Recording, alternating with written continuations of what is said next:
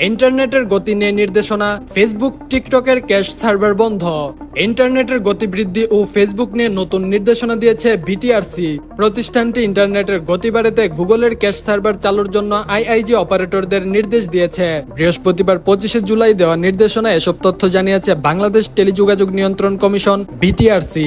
বলা হয়েছে বর্তমানে ফেসবুক ও টিকটকের ক্যাশ সার্ভার বন্ধ থাকলেও ইউটিউব চলবে।